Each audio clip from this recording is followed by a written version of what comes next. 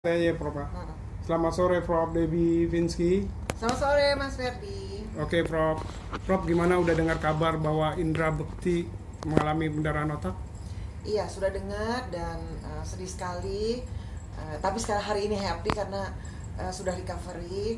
Terus begitu mendengar Bekti mengalami pendarahan otak, langsung Prof nelponin semua anti aging icon.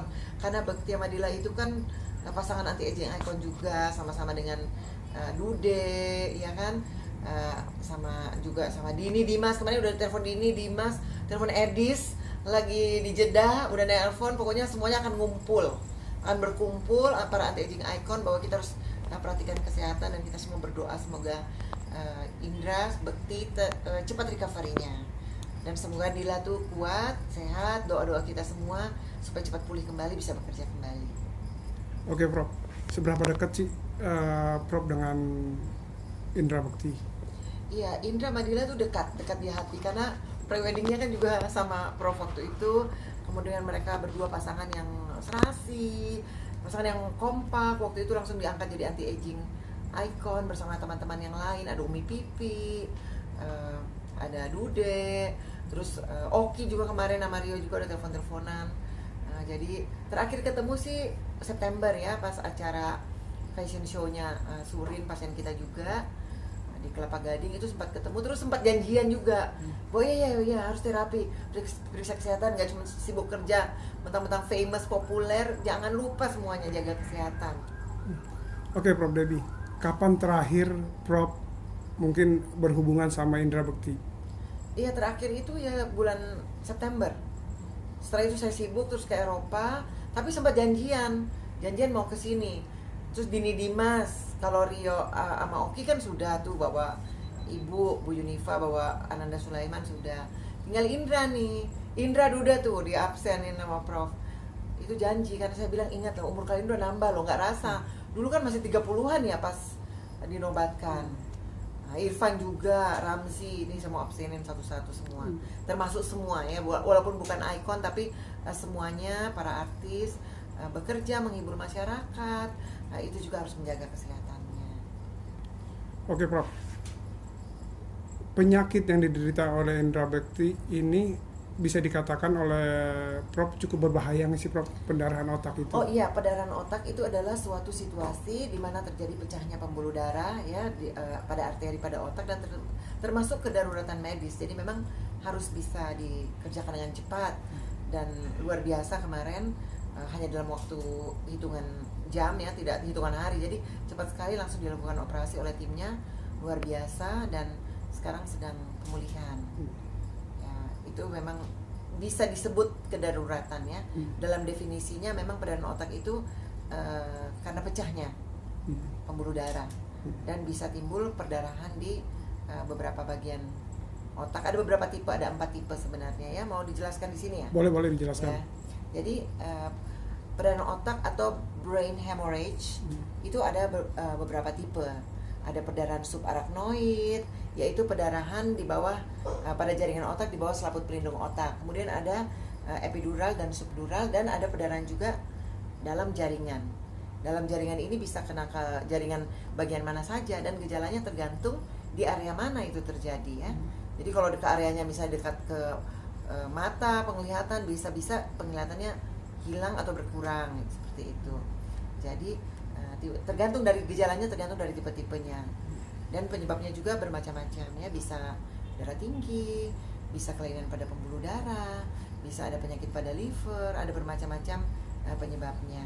Dan juga kita waspada juga bagi orang yang namanya falsafah manuver. Jadi kalau kita ngeden, batu-batu keras, itu juga kita tetap berhati-hati karena bisa menimbulkan peningkatan tekanan intrakranial pada otak. Seperti itu ya. Oke Dok, benarkah penyakit ini bahaya dan bisa dioperasi berulang kali, pembuluh darah pecah ini? Oh iya, saran begini, pendarahan pada otak itu kan ada penyebabnya. Saya menyarankan ini sekarang akibatnya, yang dioperasi itu akibatnya. Jadi adanya pendarahan, nah itu dioperasi supaya genangan darahnya hilang, kemudian fungsi otaknya bisa berfungsi dengan baik. Tapi ingat, ada penyebabnya. Jadi kalau penyebabnya misalnya hipertensi, ya itu harus kita terapi juga supaya tidak terjadi berulang. Jadi kalau akar penyebabnya di terapi ya tidak berulang. Kalau misalnya penyebabnya adalah tumor otak, ini kita bicara umum ya, nggak bicara Mas Bekti, kita bicara umum. Jadi penyebabnya itu harus dirawat dan diterapi. Jadi terapi preventif itu juga diperlukan supaya tidak berulang. Tidak harus kok perdarahan otak itu berulang, tapi yang penting adalah preventionnya. Prof, banyak orang yang telah dioperasi kepalanya dan banyak contohnya juga itu banyak mengalami yang bisa dikatakan kelalaian ya, lambat dalam berpikir setelah dioperasi. Itu bisa menyebabkan itu gak, Prof? Ya, ini pertanyaannya begini, pertanyaannya dari Mas Ferdi adalah pertanyaannya sering terjadi kelambatan dalam berpikir. Ya, bisa terjadi karena apa? Karena kan perdarahan tadi menekan sel-sel otak ya. Kita bicara tingkat seluler. Jadi sel-sel otak ada mengalami tekanan, ada yang mengalami perdarahan lokal, ada juga yang bisa menyebabkan kerusakan ataupun kematian pada beberapa sel, jumlah bisa ratusan, ribuan sekitar di daerah sekitarnya yang diakibatkan oleh perdarahan tadi. Tentu saja ini bisa menimbulkan gangguan, termasuk gangguan memori. Ya jangan bicara perdarahan, proses penuaan aja belum tua sudah bisa jadi pikun-pikun. Pertanyaannya kalau perdarahan bisa nggak, Prof? Bisa juga, karena mengakibatkan gangguan pada areanya, tergantung areanya. Nah, caranya nanti saya sarankan ya Mas Bekti, nanti ada waktu kemudian untuk melakukan perbaikan pada sel otaknya dengan stem cell bisa. Kemudian juga dan yang tadi saya sarankan adalah prevention, pencegahan supaya tidak terjadi perdarahan lagi adalah penyebabnya, akar penyebabnya itu dicari, kemudian diterapi oleh tim dokter. Ada yang ingin disampaikan mungkin buat orang terdekat, mungkin Dila atau siapa? Iya, buat Dila sayang, Prof doakan Masmu tersayang ini cepat pulih, cepat sembuh, dan percayalah kepada Allah dan doa-doa kami semua bahwa juga ilmu pengetahuan sekarang sudah demikian maju, bahwa semua penyakit sekarang sudah ada penemuan-penemuan yang terbaru, sudah ada stem cell, sudah ada penemuan berbagai bidang yang akan menyebabkan kesembuhan pada pasien itu lebih cepat, bahkan insya Allah bisa pulih dan sehat kembali seperti semula, bisa bekerja. Dan tapi mau pesan jangan lupa istirahat ya, kemudian nanti dicek tensinya, akar penyebab masalahnya apa, itu kita atasi bersama-sama. Bergaya hidup sehat, tidur 7-8 jam sehari, dan pada masa pemulihan ini betul-betul memang harus istirahat dan mengikuti nasihat dari para tim dokternya di sana. Terima kasih. Oke. Penyebabnya apa sih menyebabkan pembuluh darah itu bisa pecah di otak itu? Iya, perdarahan otak dapat disebabkan oleh berbagai faktor risiko. Yang pertama adalah hipertensi. Jadi tekanan darah tinggi bisa menyebabkan terjadinya perdarahan pada otak. Juga bisa karena cedera kepala, trauma pada kepala, pada kecelakaan misalnya. Kemudian bisa juga karena adanya kelainan pembuluh darah atau malformasi dari bentuk pembuluh darahnya, arteri maupun vena. Dan juga bisa disebabkan karena gangguan pembekuan darah. Ya, gangguan pembekuan darah misalnya tingkat trombositnya menjadi menurun, kemudian pada anemia, sickle cell, sel sabit bisa terjadi juga. Kemudian adanya aneurisma atau pembengkakan pada pembuluh darah, dan juga bisa terjadi pada angiopati amiloid. Itu adalah kelainan pada dinding pembuluh darah. Bisa karena faktor usia. Kondisi ini bisa menyebabkan perdarahan kecil-kecil yang bisa juga kena pada pembuluh darah yang lebih lebar.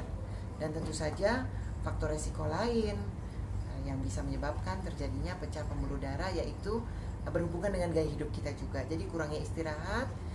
Kita ingat ya, orang yang kurang tidur tensinya cenderung biasanya agak naik. Bisa rendah tapi bisa lebih cenderung terjadi hipertensi.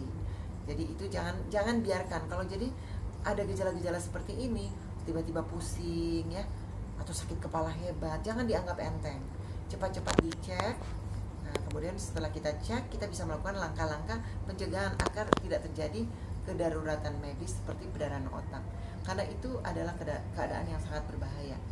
Dan berbahagia sekali, saya senang sekali mendengar bahwa Mas Bekti itu bisa dalam keadaan yang cepat dioperasi 2 kali, kemudian recovery. Itu adalah keajaiban dari Tuhan. Selain ilmu pengetahuan, terima kasih tim dokternya, tapi itu benar-benar Allah berpihak, ya Allah menolong Mas Bekti. Tapi setelah ini jangan terlena, perhatikan kesehatannya dan perhatikan semua faktor-faktor risiko tadi yang saya sebutkan. Tentu kayak trauma kepala nggak ada, karena tidak ada kecelakaan, tidak ada benturan pada kepala terjadi. Penyebab-penyebab lain ini harus kita cari, kemudian diatasi. Supaya apa? Supaya tidak berulang. Dan setelah itu, akibat dari perdarahan tadi yang bisa menyebabkan kerusakan pada sel-sel otak sekitarnya yang kena karena adanya perdarahan tadi, itu harus kita lakukan terapi. Ada terapi nutrisi, mikronutrisi untuk otak, kemudian untuk pembuluh darahnya, dan juga bisa dilakukan dengan quantum stem cell. Stem cell bisa membantu untuk memperbaiki semua jaringan-jaringan otak atau jaringan apapun dalam tubuh yang mengalami kerusakan karena ada efek dari stem cell yang disebut homing effect. Dia akan pergi ke alamat di mana terjadinya kerusakan sel tersebut. Oke. Siap. Dari sini ini kan karena dia tertekan bisa terjadi kematian sel di sekitarnya. Itu Prof. yang harus di stem cell. Iya, Prof, kalau udah nyebar ke batang otak itu di sebelah mana? Batang otak itu di sebelah mana, Prof? Di bawah sini. Ini kan kalau kita lihat dari atas ya ini ya. Dari atas, bagian batang otak itu di posterior, ini anterior. Ini kalau kita melihat ke sana depannya, ini di sini. Iya. Ya, batang otak itu di daerah posterior. Apa bahasa Indonesianya? Oh, belakang. Otak belakang. Iya, di bagian belakang. Iya. Ya, otak belakang. Jadi batang otak, karena saya belum dapat diagnosanya ya. Iya. Batang otak itu daerah otak bagian belakang yang menghubungkan otak nanti dengan tulang belakang, sumsum tulang belakang. Gitu ya. Kemudian ada bagian cerebellum, otak kecil. Kemudian ada bagian yang kita sebut batang otak yang terdiri dari 3, yaitu midbrain, pons, dan medulla oblongata.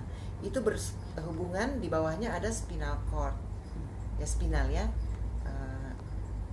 tulang belakang, ini tulang belakang. Jadi itu otak bagian posterior. Oke.